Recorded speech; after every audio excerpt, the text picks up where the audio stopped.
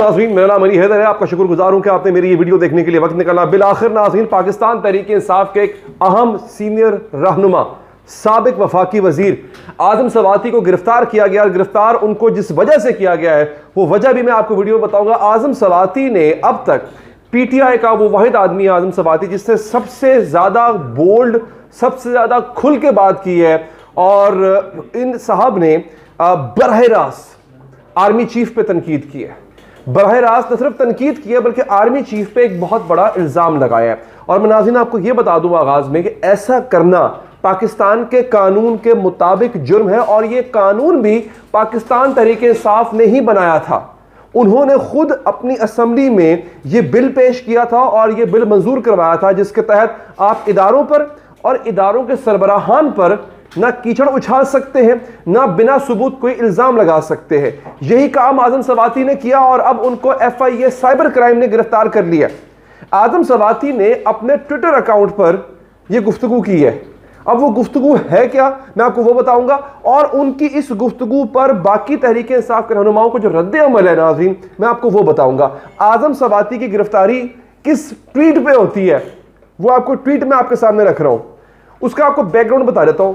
कल हमजा शहबाज और शहबाज शरीफ की मनी लॉन्ड्रिंग केस में बरियत हो जाती है। मैं नाज़रीन आपको उसका थोड़ा सा बैकग्राउंड बता देता हूं। अगर आप मेरे पेज को फॉलो करते हो आपको पता होगा मनी लॉन्ड्रिंग केस में टेक्निकल बुनियादों पर हमजा शहबाज और शहबाज शरीफ बरी हो जाते हैं। ये कौन सा केस है? वो पापड़वाला और मकसूद चपरासी जिसके अकाउंट में अरबों रुपए आए थे, आपको याद आ गया, बड़ा पुराना केस है। इसमें ये बरी हो जाते हैं। हालांकि FIA ने कहा था हमारे पास ढेरों सबूत मौजूद है इनको इम्प्लीकेट करने के, लेकिन वो बरी हो जाते हैं।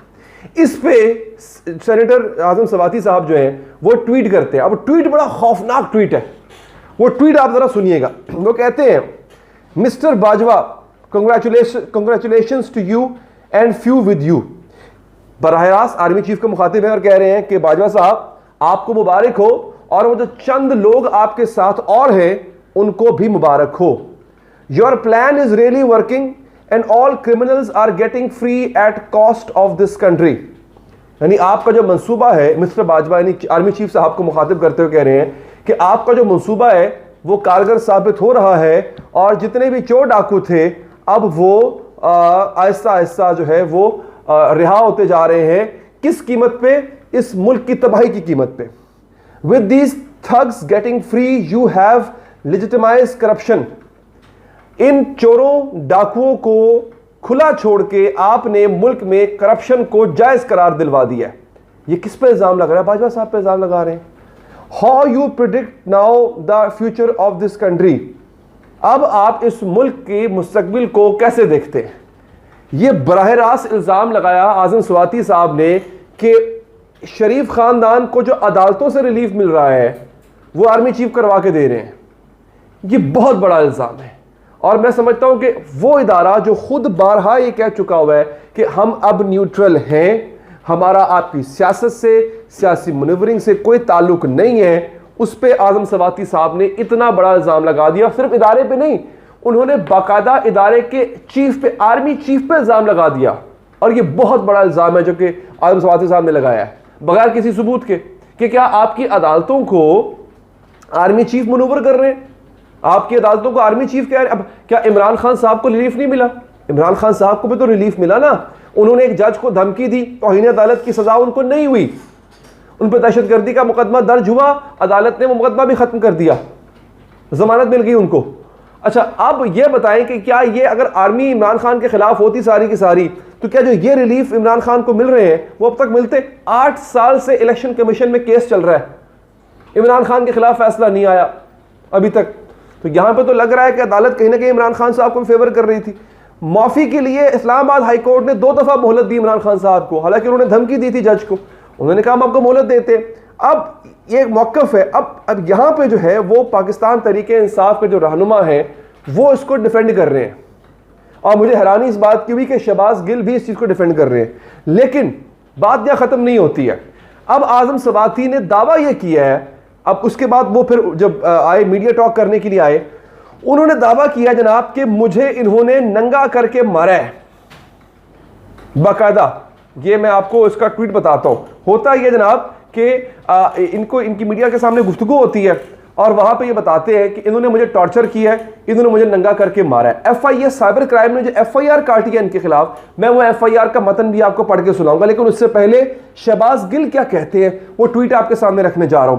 वो कहते हैं सेनेटर आजम सवाती की गिरफ्तारी और फिर इन्हें नंगा करके मारना, वो एक बुजुर्ग हैं, नाना और दादा हैं, एक लम्हे को सोचें उनकी फैमिली पर क्या गुजर रही। हमें पता है हम आपसे कमजोर हैं, कुछ नहीं कर सकते, इसलिए आप से इस्तदा है कि मुझ समेत पीटीआई के किसी जवान को पकड़ लें, लेकिन बुजुर्ग को नंगा ना करें। ये बड़ी एक जज्बाती और दर्दमाना अपील की है। अच्छा, आगे फवाद चौधरी साहब ने भी ट्वीट किया, वो भी पढ़िए जरा। Reports of torture on Azam Swati are disturbing, torturing political prisoners has become a new normal in Pakistan. मैंने कहा जी बड़ी मेरे लिए तशवीश की बात है कि आजम सवाती साहब को मारा गया है और ये एक मामूल की बात बन गई है। श्री मजारी वो क्या लिखती है जनाब, श्री मजारी कहती हैं अटरली कंडेमनेबल, यानी इसकी मजम्मत की जाए, मजम्मत कर, just for tweets, seriously this is now the end of even a facade of democracy, the way the imported government and its string pullers are behaving. मैं इसका तर्जमा क्या करूं? तर्जमा इसका ये बनता है जनाब कि अब तो जो जमहूरियत के जो थोड़ा बहुत शायबा भी था वो भी खत्म हो गया। जमहूरियत नाम की चीज़ नहीं है। मौजूदा इंपोर्टेड गवर्नमेंट और उनकी रस्सियाँ खींचने वाले, पीछे से तलामें खींचने वाले जो हैं, वो उनका जो सलूक है वो बड़ा नारवा है, ये शिकायत कर रही है। यानी पीटीआई के लीडरों ने भी एक तरह से इसको डिफेंड किया है। जो कुछ आजम सवाती साहब ने किया उसकी मजम्मत उन्होंने नहीं की है। उन्होंने आजम सवाती साहब की गिरफ्तारी और गिरफ्तारी के बाद जो मुबैना तौर पे वो इल्ज़ाम लगा रहे हैं कि टॉर्चर हुआ है मुझ पे, उस टॉर्चर को वो डिफेंड कर रहे हैं। अब मैं आपको बता, जुल्फी बुखारी साहब ने भी ट्वीट की हुई है, वो भी आपके सामने आ गई हैं। Maryam is let off for her theft, Maryam को छोड़ दिया गया चोरी के लिए। Shehbaz and Hamza are not criminals any longer, Shehbaz और हमजा भी अब चोर डाकू नहीं रहे।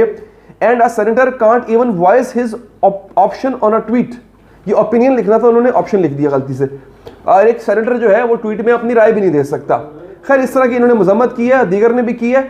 अब आजम सवाती साहब के खिलाफ जो एफआईए ने काटी है वो उसमें ये कहते हैं जनाब कि चूंकि आपने किया ये है, ये पीका ऑर्डिनेंस जनाब, prevention of electronic crimes act 2016 read with 131 abetting mutiny और attempting to seduce a soldier from his duty.